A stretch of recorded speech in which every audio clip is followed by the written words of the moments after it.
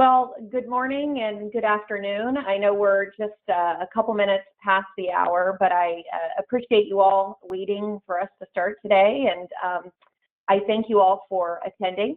I'm Jamie Parrott. I'm the Chief Operating Officer for MedResults Network, and I'm assuming most of you all are familiar with MedResults, but in case you don't have a long knowledge of our background or who we are the largest aesthetic GPO or group purchasing organization in the United States with over 3,300 members nationwide. And we put on these educational webinars and panel presentations occasionally as a value add to our members. So again, we're delighted to have you all here. We've invited 3 guest speakers today. If you're taking a look at the videos, one of them is not present. He was just here, but he had to step away, but he will be joining us in a few minutes. And to share a little bit about what we're doing today, for those of you who've been on our educational webinars in the past, you've realized that the format is a little bit different. Typically, we just have a PowerPoint presentation and a couple of our partners or speakers involved. And today is a little less structured in that we are having more of a conversation today. We are hosting a panel-like conversation, and that's because we wanted to encourage you all to engage with us and to participate. So one of the things we're going to ask you to do today is to ask questions. So if you hear a topic where you'd like to weigh in, or you've experienced something where you have a question for one of our presenters, I would strongly encourage you to ask a question, and although you will be muted, you can do that in the chat feature on the GoToWebinar panel that you should have on either the right or left of your screen. So don't hesitate to type those questions in. You can do it during any time in the presentation. For some of your questions, we will address it right in the middle of the conversation, and some of them will be pushed to the end of the conversation for our speakers. To get started today on mitigating risk in the clinic, the first thing I wanted to do is to do a quick poll. And obviously, over the last 9 or 10 months, we've had an extremely unique experience in terms of how we operate in our day-to-day lives, how we operate our businesses, how we interact with people, not only in our business, but in day-to-day life. And so the question today for everyone, I'm going to initiate this poll, is has COVID impacted your business? And certainly, I have an answer to that, but I'd like to hear from all of our attendees today and see whether it's impacted you. Some of our members have said that it's impacted them negatively. Others, surprisingly, have said positively. They're busier than ever, and some it hasn't impacted them much. So we're just curious to hear from our attendees today. And as I expected, we're getting in quite a few responses. About half of you have voted, and we're at 86%, 88. Oh.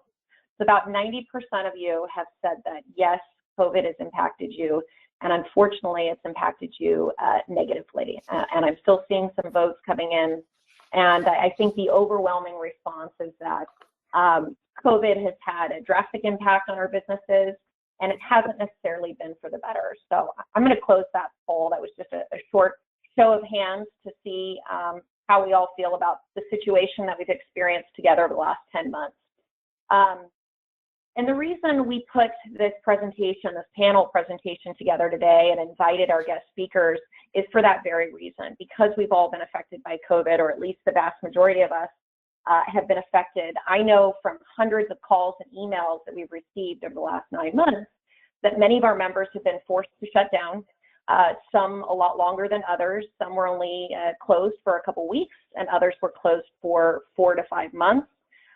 Which I know has a drastic impact on your business, but it also gave many of our members time to consider how they would reopen safely to protect not only their employees, but the patients walking through their doors, and also how they would move forward in a manner that would protect their profitability long term.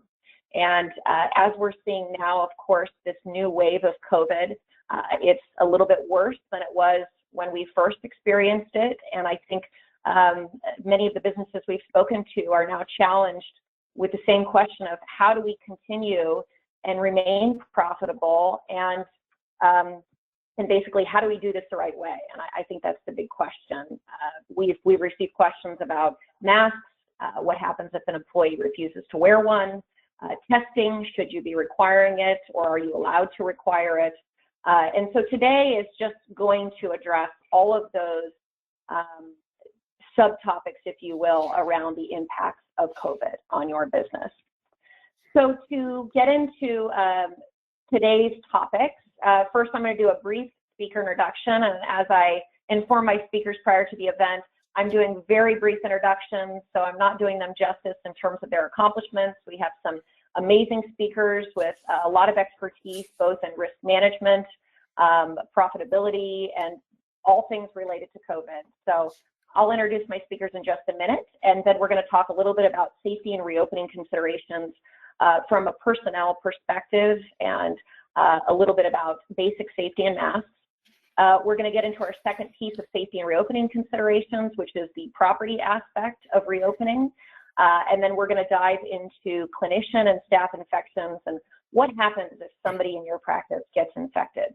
And that's been a major topic of discussion amongst both our members and partners that we work with. We're going to tap a little bit into waivers and consents, and then we're going to move into a big question, COVID testing. And we get questions on this every day from our members, so hopefully we can go over all of your questions and discuss testing in depth. And then finally, we're going to close on our third piece of safety and reopening considerations, which is the profitability aspect of that and how we ensure the long-term viability of our businesses. So without further ado, I would like to introduce our three expert speakers, and forgive me, I'm going to read a little bit about each of their backgrounds today. Our first speaker we have is Melvin Barnes. Melvin is with our partners over at NorCal Group. He is a risk management specialist and a certified professional in healthcare risk management. He has over 15 years of experience in the medical professional liability insurance industry, and he's been providing risk management services to clinicians and healthcare organizations in those 15 years. He regularly completes risk assessments, and he's developed and participated in seminars and workshops designed specifically for clinicians and medical clinics. And his goal, of course, is to enhance the quality of healthcare, and like today, to reduce liability exposure through education. So Melvin, thank you for joining us today.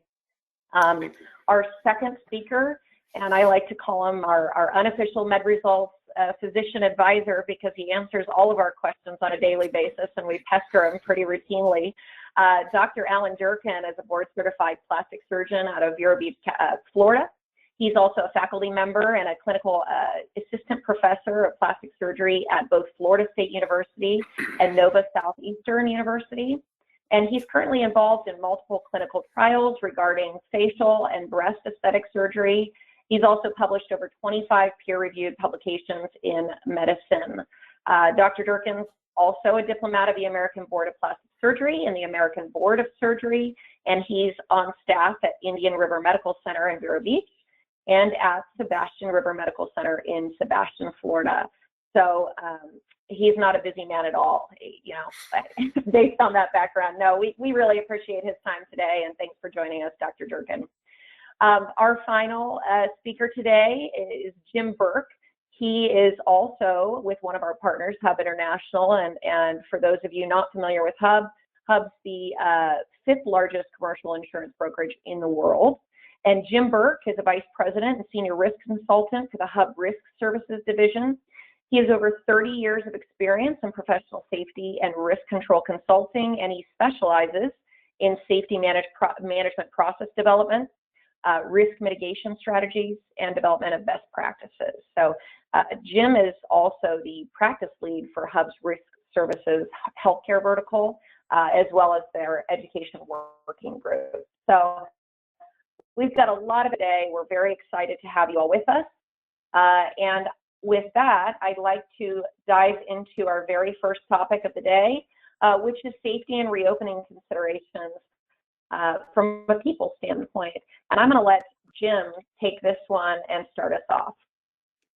Hi, everybody. One of the first things you have to consider when you're either expanding your operations from the pandemic or reopening operations, which you have to be concerned primarily about the people issues that you're going to encounter. From a clinical standpoint, you have employees and staff in your operations, and you also have patients, which are going to get most attention on this.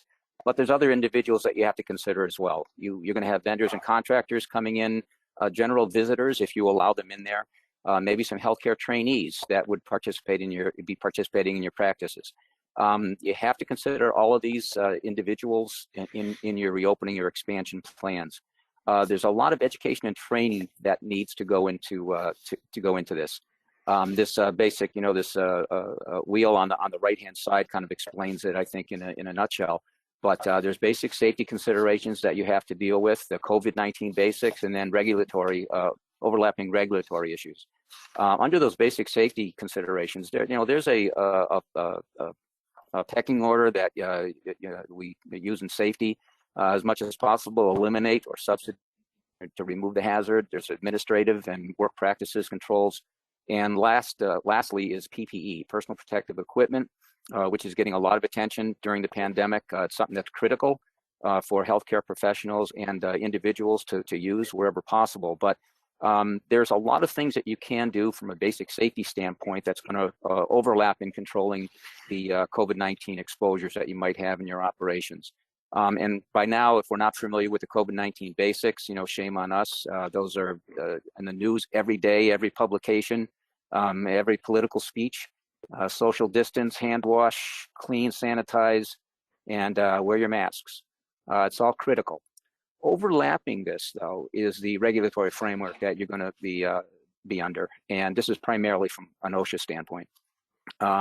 OSHA is issuing fines, especially, and healthcare is well represented in this list, but just a couple of weeks ago, they came out with the first list. They've issued over $2 million in fines for COVID-19 violations. So it's a possibility, and if you're not doing things that you need to do and the guidelines are out there, everyone's following CDC. If you're in your particular state, they also have their own guidelines, and you just need to follow those. But those are the issues in a big picture, and we'll get into answering questions and such throughout this. But I took the lead on this slide, but this is a panel discussion, so I'll open it up to Melvin or Dr. Durkin if you have any other comments. You're absolutely right, Jim. These protections are in our face, like I said, through social media, the media. And just having the basic safety protocols, that you're applying to your practice is going to be key to help reduce the spread of this virus. And I think that's certainly important that, and we hear it from all aspects, but it sounds remedial, but it's something that's very, very important that our members, insureds, and that just the general public should certainly take heed. Yeah. Before we move on from this slide, Jamie, we all have stories, but healthcare, as we all know, has taken a beating with this. In some communities, like large cities, New York City especially, they've been devastated in the healthcare community. Different operations within healthcare, but just within our book of business, I mean, I have a healthcare clinic operation up in Maine, a few hundred employees, and they claim that they have not had a single case of employee transmission of COVID-19. It can be done. Nursing homes have taken a beating in this space, and some of them for various reasons. But there's also an awful lot of nursing homes that have not had a single case in their communities. And so, if you follow the basic safety practices, if you follow the COVID-19 basics, if you have all your regulatory programs in place that you need to have in place, and these aren't new; these are something that they've been around for years. If you do the right thing, you're going to prevent the transmission of the virus within your own practice. It can be done. So with that, I'll pass it on. We can go to the next slide, I think. Actually, before we go to the next slide, Jim, you had brought up something in a prior conversation with me. I think it might be relevant to the conversation today, which is OSHA. And OSHA fines, you had sent me something very interesting about the number of medical clinics that were experiencing challenges now with OSHA. Could you maybe share what you had sent over with the audience? Big picture on that. If there's, again, the basic regulatory framework is not new. If you're in a healthcare situation where you can prevent the spread of the disease through the use of personal protective equipment, primarily like respiratory protection, there's a standard for respiratory protection that healthcare is subject to. There's requirements for, and you're talking basically the N95 masks and greater, not just the simple face mask. That's a different category. But where N95 masks are needed, you need a respiratory protection program. There's a training and education element. There's a program element. There is an equipment element in there that is very specific. OSHA says you will do ABC. If you do ABC, you'll protect your employees, you'll protect your patients. But if you don't, the likelihood of transmission is going to increase. And if you don't do A, B, and C, OSHA will come in and say, you're in violation of the standard, you're putting people at risk, and as a result, you're going to receive a citation for that. And there are, as I mentioned before, they are citing institutions for violations of especially respiratory protection, but also in reporting. I mean, some locations are not reporting fatalities of COVID-19, and you really want to report those to OSHA. That you have an 8-hour window to report a fatality. And you might say, well, where did they get it here? Did they not get it here? There's a lot of variables in that, but I always recommend that if you have a hospitalization for COVID or a fatality, unfortunately, if that happens, you should call OSHA, report that incident, and then it'll take on a life of its own. But if you needed to report and you didn't, you're in trouble. If you report and you didn't, you're fine. They'll let you know that. That's great. No, thank you for commenting on that. I just thought that was pretty relevant when we had discussed it before. You made a great comment, and that'll help move us forward to talk a little bit about masks. And masks have been a big topic of interest, certainly with our members. Melvin, I will let you take this one away, and then maybe we can hear from other speakers like Dr. Durkin on their personal experience. Absolutely.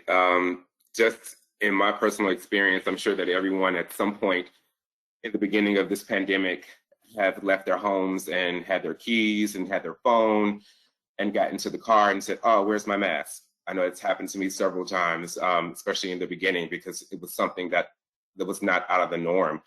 It has now become part of our normal everyday activity, wearing masks. And I know that a lot of our insurers, our members, called in the beginning with questions about patients refusing to wear masks, and how can they diffuse those situations in the office when they were reopening? What sort of policies and procedures should they do? How can they protect their staff and their workplace safety? So, with that being said, I think it comes down to two things: educating, patient education, and really just enforcing the patient infection control, and educating your staff about the guidelines, the CDC guidelines, and the local state public health guidelines about this virus, and showing them the importance of PPE and wearing the face covering. I know that, for instance, there was a member that called about a patient who was refusing to wear their mask because of religious reasons. And, we tried to find specific resources out there. Was there something out there on the CDC government website or from the local public health department about patient refusing to wear masks because of religious reasons? And, we could not find something that specific. However, it did come down to just really educating and really reassuring that in order to prevent the spread of this virus, it's important to wear the PPE. To wear the mask. And with that being said, also members would call and say, I don't feel comfortable seeing so many patients. At one time, there had to be a operational change as well in terms of scheduling patients, so that there's not 5 or 10 patients, your normal patient routine in the office. There had to be some operational changes. So there's a couple of steps and some guidelines and best practices that are out there that should be part of your operational practice. And under Dr. Durkin, you can probably speak to more of that in terms of that's affected your practice and your staff members as well. But I think, again, it comes down to really educating the patient on infection control and the purpose of really wearing masks. Definitely. So I agree. And so in just kind of hearing the entire panel, it's very obvious that the cornerstone of all of these programs for our industry is going to be education. Whether you're a medical spa, or you're a plastic surgeon, or a dermatologist, or an internist, or whatever structure you're in, it's immaterial, because all of the public is going to look at you and they're going to see the word medical. And that's what they're going to focus on. So not only do we have to project some degree of compliance, but it has to be consistent, and we have to have relevant information when it's asked from us. And the first step in providing that information is to gain the information and then disseminate it to your staff. So that's number one. I am an enormous fan in our structure. We believe in telling people why very early on. I think that really matters, because you have so in our scenario, we're a surgery center. So we're very comfortable wearing masks, but it's a little odd to wear it outside of the operating room or outside of a procedure room. So we had to explain why. And it was really readily well accepted once we said why. And then we explained kind of the differences in masks, because there is an enormous spectrum to different masks. So, when nobody knew what an N95 was in January of this year, but you fast forward now and it's part of the vernacular forever. My kid knows what an N95 mask is. She's 8. And you kind of want to know what masks fit as well for what scenarios. The other thing is there's a financial opportunity there too, because not all masks are the same price. And you don't want to overspend for something that if you have minimal risk, so on and so forth. All those factors need to go in to what you're doing, in my opinion. And when you do that, I don't know if you're going to get a 0 incidence, but you're going to create a culture where if you do get a positivity, that information is going to be our experience has been that when we have had somebody test positive, it was a very open forum. Everybody was brought up to speed. We did contact tracing internally, and we were able to move forward operationally. So yes, I think the cornerstone number one is people have to understand what you're gaining out of wearing a mask. And then number two, they have to understand which mask works in which scenario. Absolutely. Excellent. Well, if we don't have any more comments, I'm going to move us along to our next topic, which is the second piece of safety and reopening considerations, focus more on the property standpoint. So, Jim, I'm going to let you kick this one off as well. This is back to me. Some of the outside of the people issues, next step is property. There are specific issues that you're going to have to deal with in regards to your specific operation, your building. Some of the buildings might be older, some of the buildings might be newer. The HVAC systems are going to be different, commensurately. But if you have an old system, and especially or if you've been closed for a while and you start to reopen again, you want to make sure that the facilities are prepared to open up again. If you have your building water systems, and some of those include your HVAC systems where you have water columns and such, but you have to consider not just the COVID-19 issues, but other things like Legionella. The water-based systems are notorious, and Legionella has increased over the years as an illness, and it can be as deadly as COVID-19 to some folks, with certain underlying medical conditions. But you want to make sure your facilities are prepared to reopen or expand back to full operations. A lot of it's going to focus in on your HVAC. There's some specifics that you want to consider, for ventilation, different levels of filtration that can help reduce the spread of the virus particles. But something's very, very important for you to consider. What are the needs of the facilities? Some of them are going to be immediate. If you've been closed down, what do you need to reopen again? And we'll get into this in a little bullet point farther down, but there's things you need to do immediately to reopen again. Some are short-term, some are long-term. Depending on the nature of your specific clinical practice, you might be looking at maybe long-term putting in, positive pressure rooms to help reduce the spread of an illness. It might not be relevant for your particular practice, but it's possible. So again, just going back to making sure that your facilities are prepared to reopen again. A lot of systems in your buildings have been not been taken care of the way they should have been, especially if you've closed down. All of your fire protection, utilities, emergency power, medical gases, medical equipment, they're supposed to be on some type of inspection, testing, and maintenance schedule. And if you have either shut those down because you weren't opened, or if you've suspended them, or if maybe your maintenance staff has been furloughed for some reason, and you haven't gotten around to doing the appropriate inspection, testing, and maintenance on your systems, you want to make sure that you've inspected, tested, and maintained everything properly before you reopen your operations. And then you have to make sure that that's sustainable. Over the summer, things were opened up a little bit more. And in some cases, you might have had windows open, which is going to increase ventilation. But as buildings get closed up, you're going to see transmission rates go up. And I think we're already starting to see that with the colder weather, especially in the northern climes. But you want to make sure that your systems are prepared across the board. Don't cut back on anything at this point, especially if you're reopening. And for all this, you have to consider what we call the new normal, which I hate the term. I don't want new normal. I want the old normal. Personally, but all those things we talked about, the COVID basics, social distancing, hand washing, alcohol-based hand rubs, cleaning schedules, and then also clinical function specifics. But you have to do the things in your building to make sure that you're going to minimize the chance of transmissions in your operations.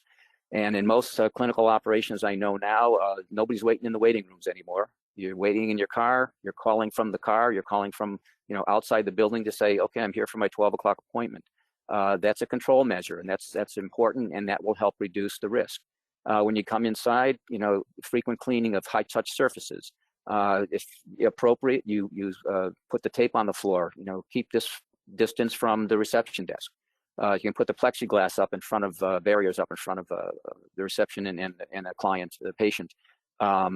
Things you could do throughout your building to make sure that you've got the COVID basics down.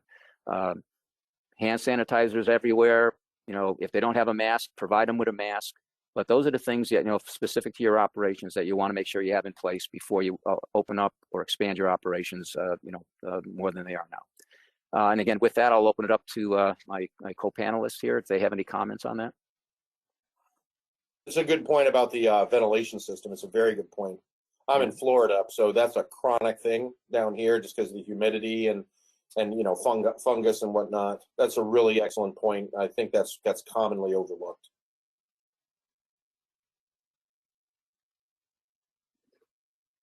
Okay, I think we're ready to move on then.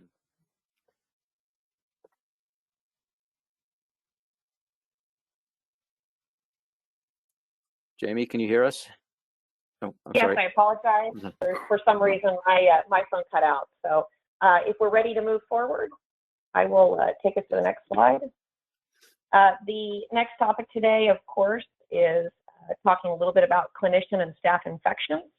And for this one, Melvin, if you want to talk a little bit, and Dr. Durkin, I certainly know you can share on this topic as well. Absolutely.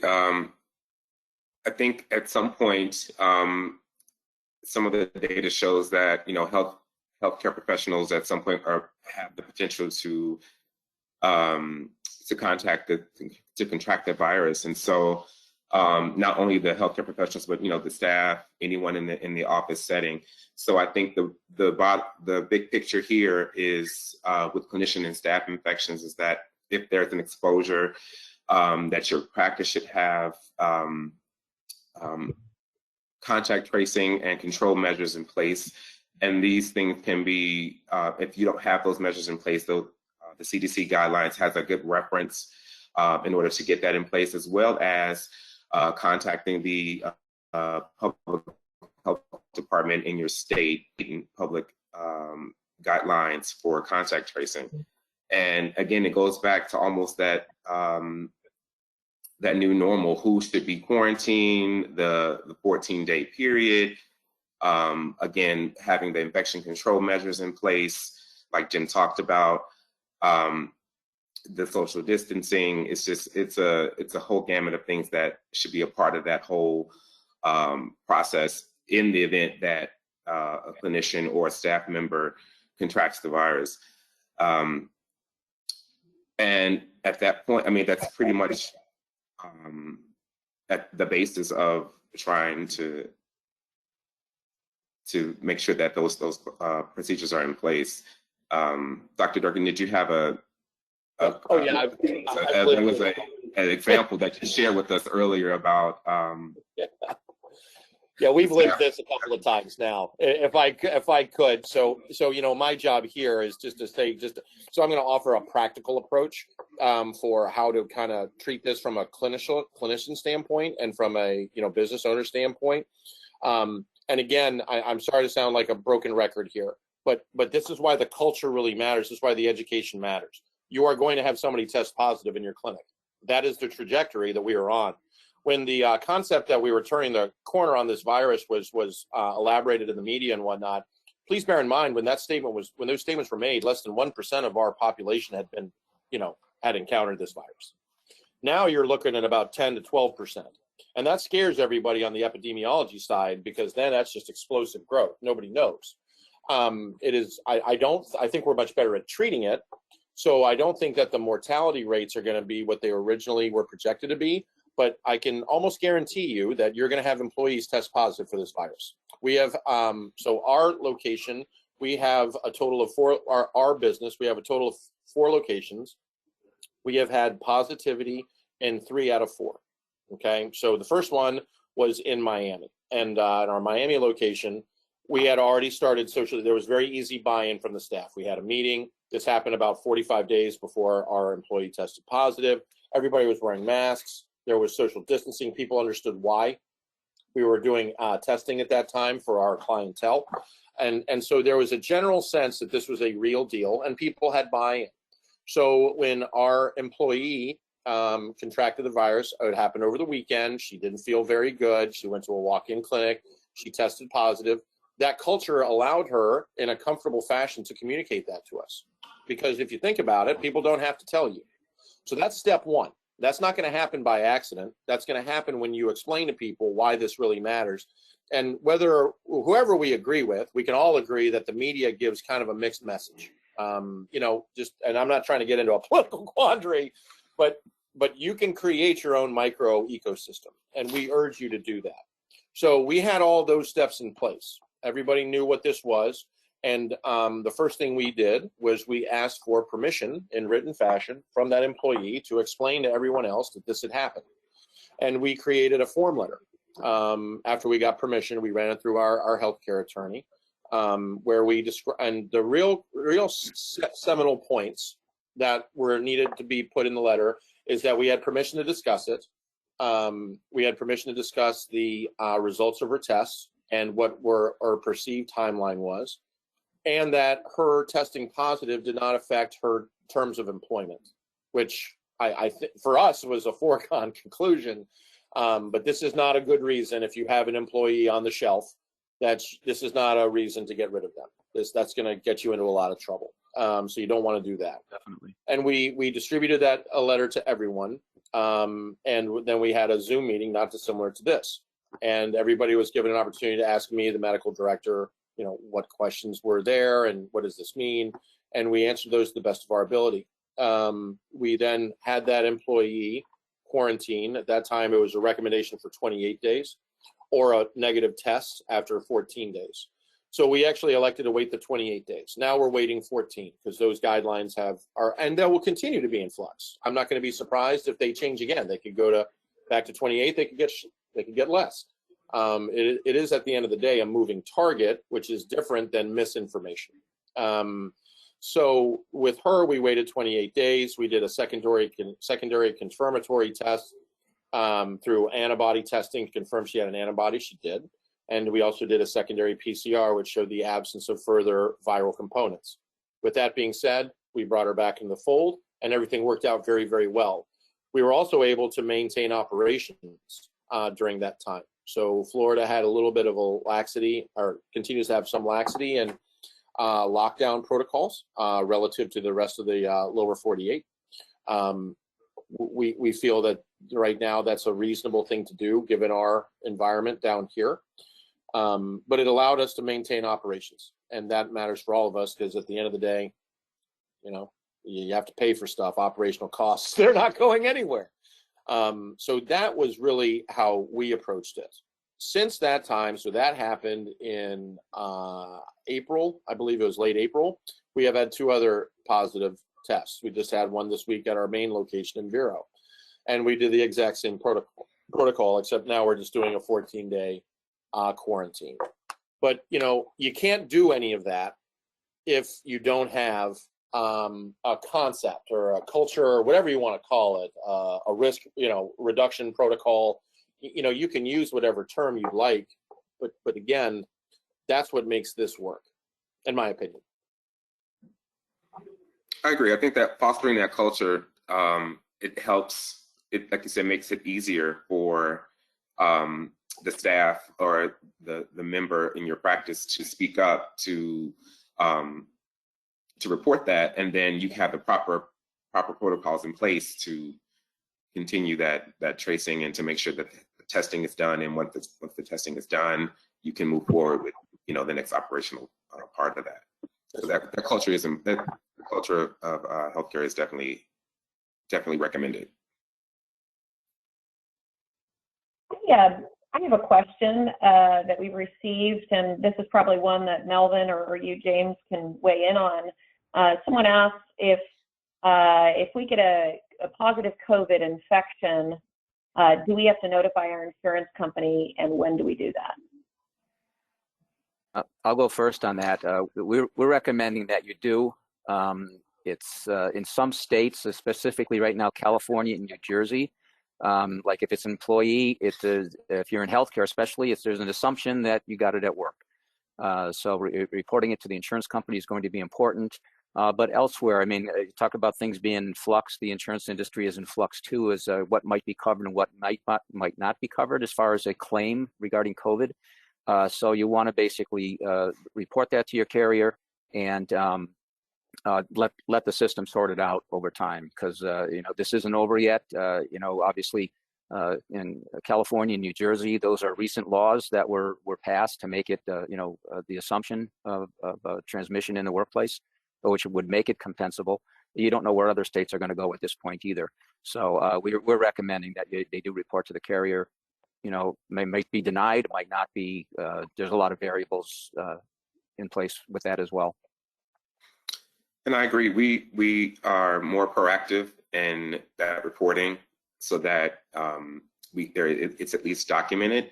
So I agree with Jim that we certainly want to be more proactive in terms of reporting that. And again, I am in the state of California, so this law was just enacted. The workers' comp law was enacted mid-September, so it's going to change. I'm sure that there'll be some forever changes in the coming future right now. But I think just reporting that to your carrier, it's recommended, and you certainly want to proactively do that. Okay, perfect. No, thank you for answering that question. In the essence of time, we will move forward and touch a little bit on waivers and consents, and this is sort of a segue from Dr. Durkin's comments on his version of a form letter. But Melvin, did you want to weigh in on waivers and consents? Absolutely. So like Jim mentioned, the insurance industry is also a little bit in peril as well. We are, especially professional liability, we're getting a lot of calls about, in the beginning of the pandemic, is there any language that you can provide us in terms of liability waivers or any kind of protections that can protect us from a claim or being the potential of being sued. And from our organization, there's certainly, we don't have anything specific right now at this juncture in terms of a specific liability waiver that could implicate you from not being sued or having a claim.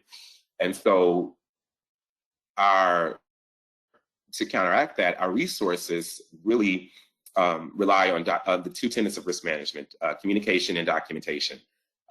So not having that actual liability waiver or that piece of paper that says if this and that, this will implicate me from being sued in the court of law, et cetera.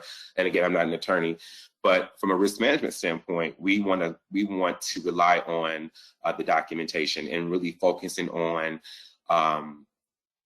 encouraging our insureds to document that you've had the conversation with the patient, that you're following the CDC guidelines, you're following your state and local health guidelines to prevent this the spread of the virus in your practice, and having that conversation with the patient and documenting that, and from there they can make you can make the informed decision.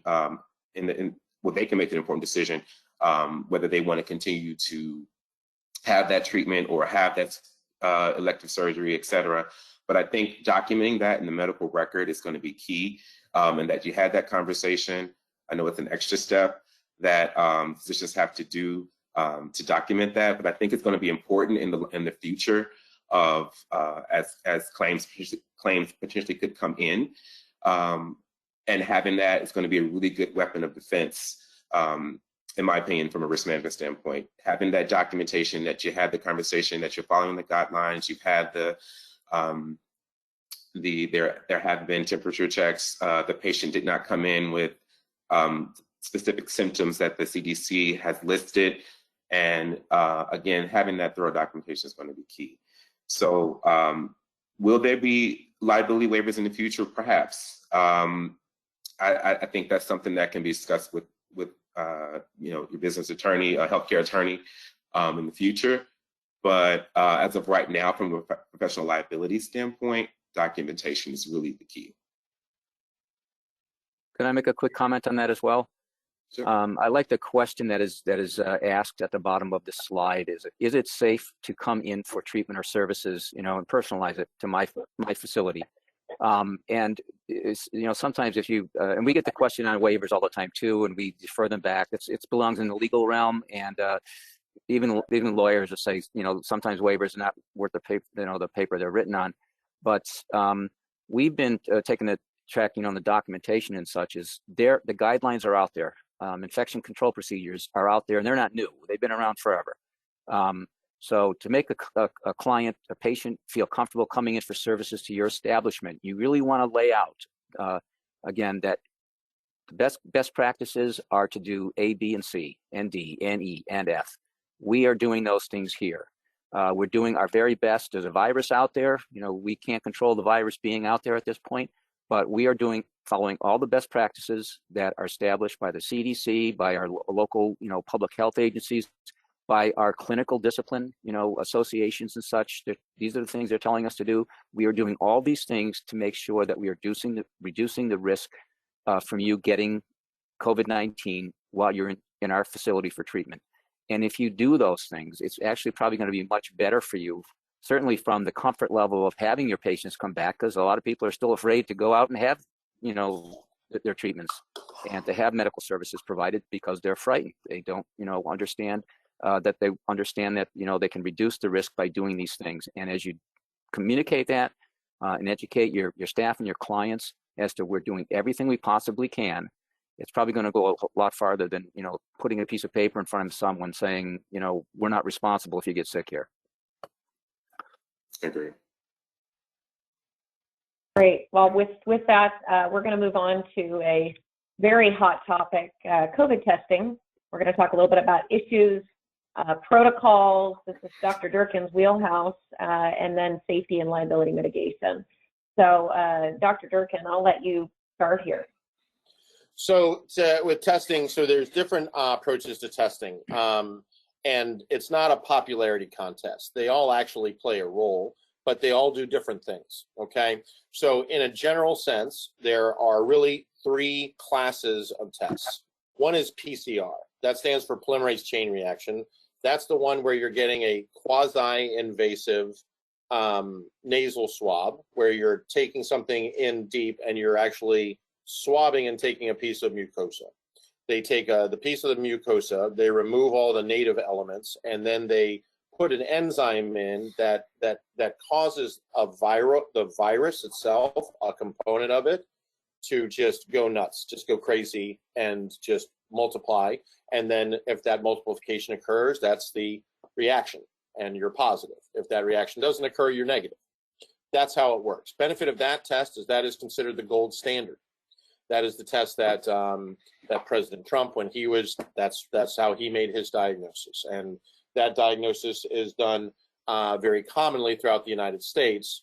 That is a diagnostic test. It was not designed to be a screening test, but given that this happened fairly quickly and things moved very quickly, the decision was made to make that the screening test. The liability is that test has some technical components and it takes time to get that result. The other thing is the reagents that are required for that test are fairly specified and they're not widely distributed or widely created. So there are some supply chain issues as well with the reagents. But that is considered, for better or for worse, the gold standard test, and it is a good test. The other liability of the test is, you know, it is to some degree it is an invasive test because you're taking a piece of mucosa. The other test that everybody has gained significant fanfare, especially recently, is the rapid nasal swab test. So the rapid nasal swab test is not a tissue test. What it is it's looking for respiratory droplets within the nair of the nose, and then you're doing that and you're sending it through. It's the big Abbott test, okay? Now that has an amplification component, but it's a little different than PCR. That is, again, an antigen test. That test is a screening test. The benefit of that is that it's very quick. You get those results in about a day or two. The liability is there are significant concerns about false positive rates. Not false negatives, false positive meaning that if you get a test and it comes back positive, then in point of fact, that test might be inaccurate and you might be negative. Having said that, that test is being used, that's the test being used by the National Football League. There are a large group of well-organized groups that are using that test as their mainstay. That is, again, testing specifically for a viral component. The entire other spectrum of tests are called antibody tests. Antibody tests are not designed to identify the virus itself. What an antibody test is looking for is the host, the human, you and me, our response to the presence of a virus. And traditional antibody tests are very accurate in that if you don't have the antibody, then you didn't have the virus. There are a number of FDA approved through emergency use antibody tests that are available. We are currently using antibody testing, but we are doing it sequentially. There is no question that an antibody test is not as accurate as a antigen test if you compare them side to side as a one-time event. But if you sequentially test somebody through antibody testing, which takes about 3 to 5 minutes, over time, you can create the same scenario. So for me, I'm a plastic surgeon. My job is to safeguard my patient, number one, safeguard my staff, which is equally as important to me, and then as well safeguard my business, which is a little less important to me, because if I take care of the first two, I think the third one kind of takes care of itself. So if I do those two things first, then I tend to keep my operations going. So what we have done since this broke out, and in Florida, we had a very hard time getting the PCR test. It would take almost 10 to 12 days. Even the hospital systems can't do that. I mean, they can't do it. So we elected to start sequentially testing everybody with antibody tests. So we're testing people almost 3 times within 10 to 12 days. And so if you take those 3 tests in that 10 to 12 day period, I am very comfortable and safe in saying that that patient can receive surgery. Now, if at any time they test positive for an antibody, they are not safe for surgery, in my opinion. And they need to go and get a definitive test. An antibody test is not a definitive test, but it's actually a screening test. It's the same screening test we use for every other virus. So it's a very effective screening tool. It's not an effective diagnostic tool. And that is widely misinterpreted by the entire planet. It really, really, really is. I would never say that an antibody test means you have it or that you had it. But what it means is you've been exposed to it, and you need to find out whether you have it or not. And also bear in mind, if there's an antibody response, that means you're doing pretty good. And most likely, the other thing it says is that you're not going to get sick from it if it comes back and it's truly positive. So we've had this system that we set up because we wanted to create an avenue of safety. And the CDC, to Jim's point and Melvin's point, clearly states that a PCR test is their gold standard, but it doesn't make it a mandate, because they also recognize that not everybody in the United States get one. We can't do it. And then you have a large cohort of humans that will go out in the United States and get multiple tests over and over and over again from different vendors, because they're not always communicating the way that we assume that everybody is communicating. So for a lot of reasons, we didn't have that market opportunity. So we created our protocol, and we tested just over 3,000 people, and we've had, we're actually up to 13 positives. Of those, 10 were surgical patients, 3 were clinic patients, because we're offering this to everybody. You show up in my office and you want a neuromodulator treatment like Xeomin or Dysport or Botox or something like that, you have the opportunity to get a free antibody test. You also have the opportunity to decline. But if you decline, to Melvin's point, which is really sage, we get to write that down. The other thing is any of my employees feel uncomfortable seeing a patient, that's no problem. I'm okay with it. We have enough redundancy, and all of my employees can test themselves on a daily basis. I actually have one nurse that tests herself every 48 hours. She's pregnant. That makes sense to me because there's a lot of unknown factors. I'm happy to pay for that. And that makes her happy to come back to work. So that's how we've kind of used it. I again want to go on record. I'm not trying to say that an antibody test is superior to a PCR test. But when you're looking at it from a practical standpoint and you're trying to run a business operationally, it makes a ton of sense. It just does. It makes an absolute ton of sense as a screening tool. It doesn't mean that you can ignore the results of it. And it also means that you need an outflow tract for a PCR test. And we established that. So that's how we kind of look at it. There is some hope that there will be a blood, like just a little finger stick test for an antigen. And that is being worked on by HealGen, a couple other players in our markets. That test is not yet commercially available. It was supposed to be available in early November, and it was not. So there could be some conceptual issues there. But I think that there's a lot of really hard, smart people working on that issue, and I do anticipate that that will be available sometime in the next 30 to 60 days.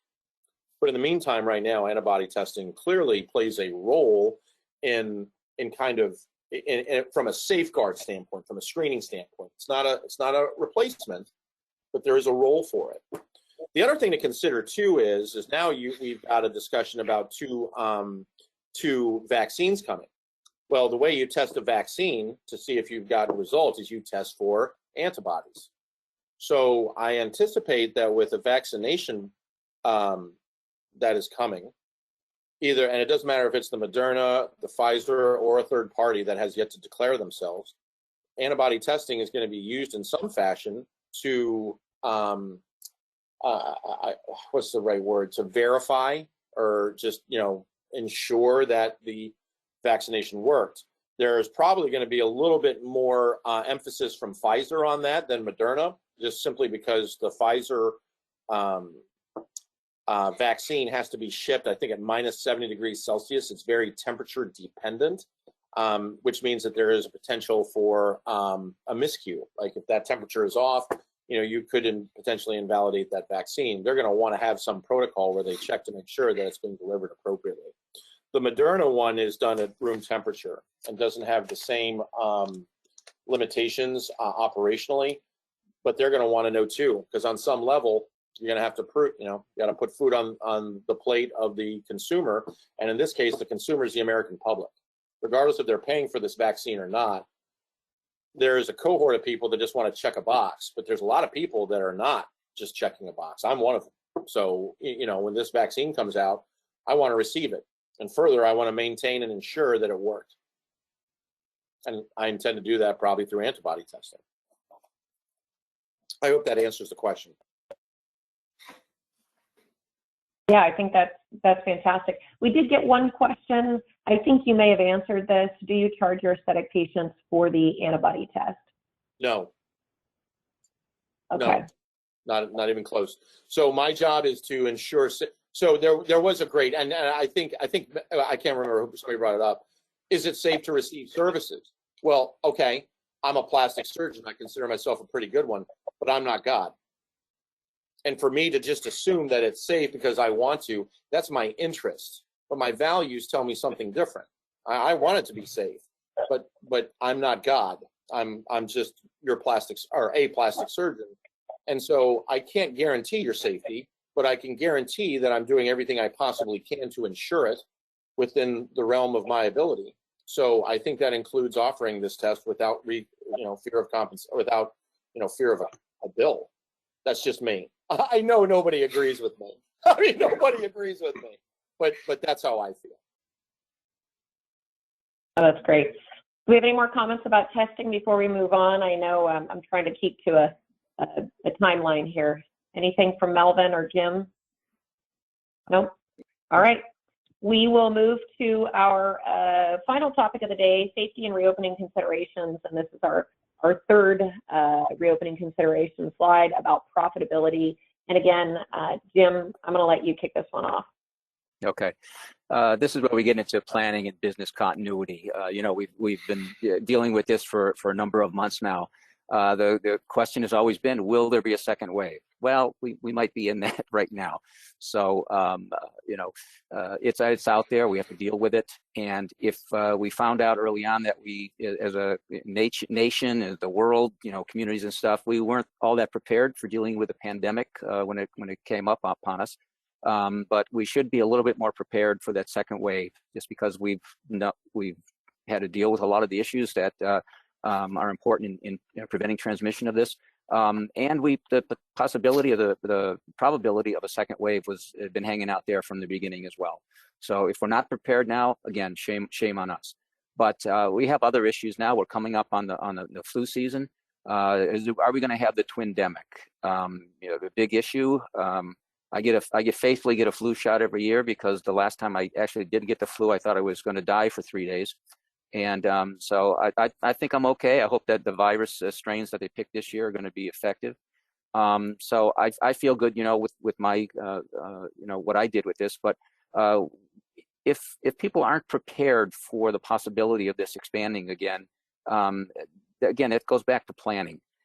We should have been prepared for this to happen. And how does that going to affect your business? This timeline that we have here, there's a prevention stage, there's the event stage, and there's the reactive stage. We found out on the prevention side in the beginning of this that we didn't do all that well. There's a lot of weaknesses that were identified. Hopefully, we've identified those over time, and we've kind of plugged the holes for the possibility of this second wave event. So, would you rather live on the prevention side of this in your planning, or deal with it totally unprepared when the event hits and you have major disasters occurring? At this point, if you're not doing the best practices that are out there from CDC and other healthcare organizations, other institutions, again, you're creating a situation that is just going to make everything worse. There's no need for it anymore. Again, all the guidelines are out there. If we just follow the guidelines, we'll be doing the right thing. We'll be as much as we can. Again, as Dr. Durkin said, we're not God.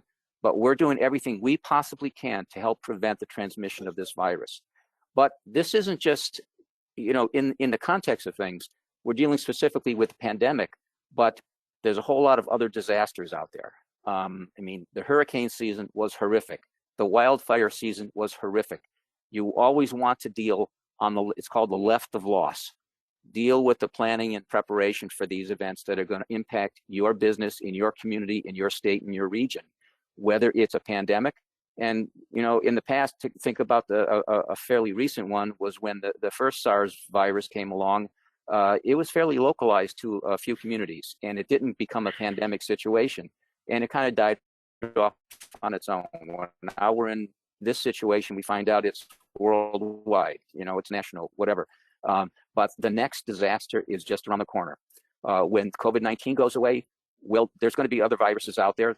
There's always one waiting in the wings. Whether it's going to have the impact that COVID-19 had is anyone's guess. We might waiting another 100 years like we did for this one, to have a worldwide influence the way this has. But the next disaster is coming. You want to be prepared for it. Some of them are very localized.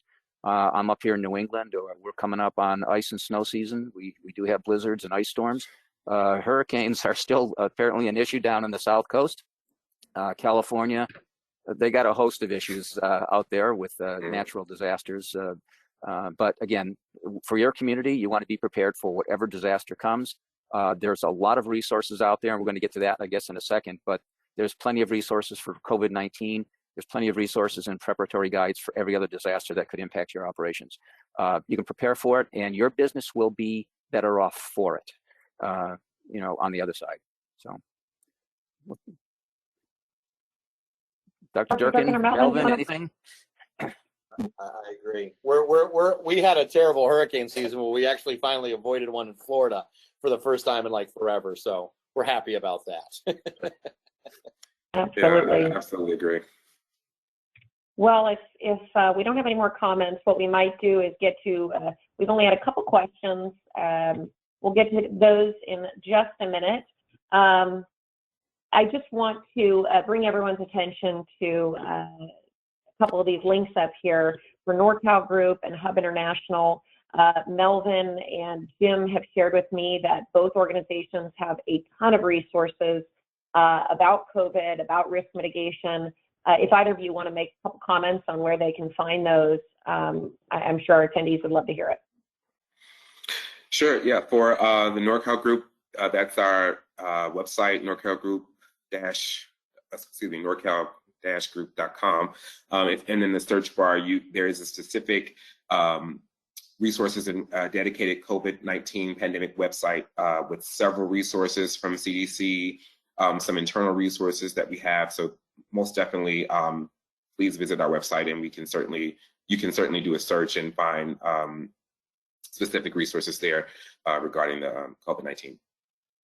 And likewise, at hubinternational.com, we have a coronavirus resource center, which is we kept up to date from the very beginning. It's updated twice a week. There's a couple of documents. Specifically, we have a back to business playbook, kind of a soup to nuts playbook on resuming business. It's 66 pages long, so it covers a lot of things. We have a FAQ on specific questions that we've been collecting over the many months, and a lot of them is going to apply to, in fact, most questions that come in today, we can find an answer in our frequently asked questions guidebook, which you can find on the Coronavirus Resource Center.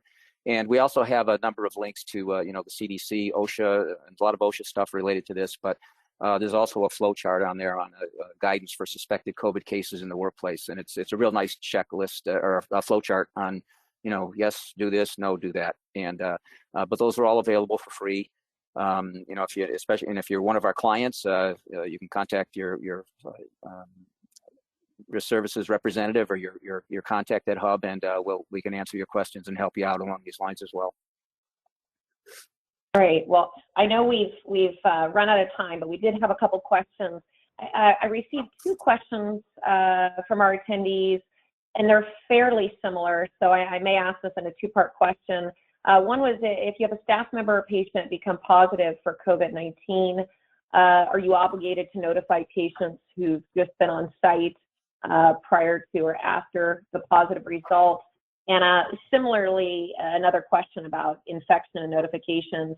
And this one was, if I'm in an office building with shared facilities with other medical practices and someone gets COVID in the building, how do I handle reporting? If one of you wants to take that, or a few of you want to chime in. So, Jamie, the first question, where was it requesting, where do you report it to? I didn't hear all of the question on the first one. It was, and I apologize, that's probably my fault. If you have a staff member or patient become positive for COVID-19, are you obligated to notify patients who've been on site just prior to or after the positive result?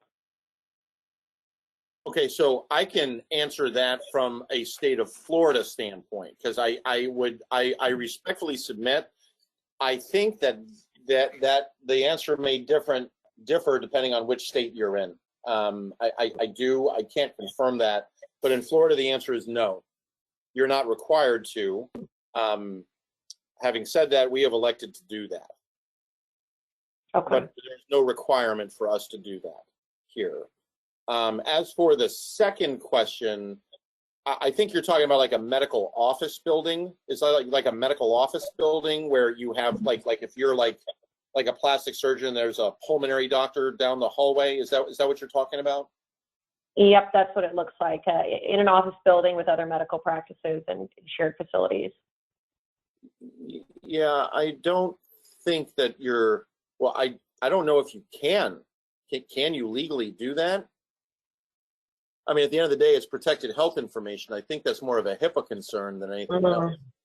You know, because if somebody's coming in to see a plastic surgeon and then you have a gastroenterologist next door, I don't know. I think that's more a question from a HIPAA compliance standpoint, because that physician-patient relationship has nothing to do with the fact that there's another physician 15 feet down the road.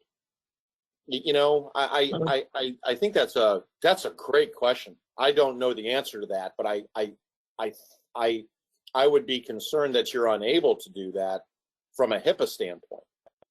Yeah, what do you guys think, Melvin? Do you have any thoughts on that? I would agree that I would agree from a HIPAA standpoint. I mean, it would be sort of difficult to try to trace that back to, or who would you even report that to? So yeah, I agree. That is a good question. It's something that I would certainly like to dive into a little bit more. But to the first question, I think you're right, Dr. Dirk, in terms of state specific. I think, and I'm in California, and I don't want to misspeak, but I think it is, I think the best approach to that would be to contact the health department and have them guide you through the proper steps of, I guess, ethical considerations in terms of reporting that to the patients that were there before or after. I don't know if it's a mandate that you actually have to report that to those patients, but it is certainly an ethical consideration. But I think your local public health department can walk you through that. Yeah, I would agree. Up here, it's I think it's my understanding that a lot of this stuff is once you have a positive case, the public health officials kind of take over. I believe there's an army of contact tracers out there, which is why frequently where you go places, and certainly an medical office would be the case, where who's been in the office in the last million years. We go to restaurants, we have to give your phone number and such, and it's for that purpose, so that if a case does come up, they can the contact tracers kind of start making the phone calls and such, and say you may have been exposed, you should get a test, or you need to self quarantine. But a lot of it is state specific. So. Okay. No, thank you for answering that. Two more, I think, short questions. One is, we are getting requests for a COVID response plan. Where can we go to get help for developing that plan? Can I take that one? Yes. There are tons of resources out there. I mentioned, we talk about the CDC has a lot of guidelines and such that are available for you. Many states require, certainly up here in New England, and I know elsewhere, you need to have a written plan in place to reopen. And there's kind of step-by-step guide as to what you need to have in place. But the resources that are available, I mentioned, Hub has I think a very robust resources for this in putting a plan together. And all of your insurance agents, your insurance brokers should be able to provide you with templates and guidance on putting a plan together. Many states have specific plan requirements and templates that you can use for that. But insurance companies as well. And depending on the insurance companies, some of them may have excellent resources available to you, and people you can talk to help you walk through the plan. We certainly do it at Hub, and I assume that Melvin, you have the same at NorCal. Yes. To help you put a plan together, because a lot of it's very operational specific and state specific, and so you have to follow the federal guidelines, but your states might have some variations on that you have to be cognizant of as well. Great. And in the essence of time, we have one more short question. Where can I find reputable tests for my practice? Jamie, you should answer that. Well, I don't want to be a shameless promoter, but if you're a member of MedResults, we do offer antibody testing. We don't have a diagnostic test just yet, but we do have antibody tests. And certainly if you have questions about securing those antibody tests, you can always reach out to me directly. And if you have additional questions about testing or utilizing them in your practice, I will defer and send you over to Dr. Durkin to answer some of those more practical questions. But I want to thank you all. You've stayed with us far longer than we anticipated, but I hope you've received some good information and some value from today's conversation. Melvin, James, Dr. Durkin, thank you so much for taking over an hour of your day to present for our members and our partners. We certainly appreciate all you shared with us today. And again, if anyone has questions, you know me, you can always contact me directly at jamie@medresultsnetwork.com. Or feel free to reach out to either NorCal Group or Hub International for access to their resources. Dr. Durkin was kind enough to share his personal email for you to reach out to him with questions as well. So thank you again. Have a great rest of your day. And I will be sending you all a lot of those resources within the next 24 hours. So check your emails, and we hope to see you at the next presentation. Have a happy Thanksgiving. Thanks, everybody. Thank you. Bye, everyone. Bye-bye.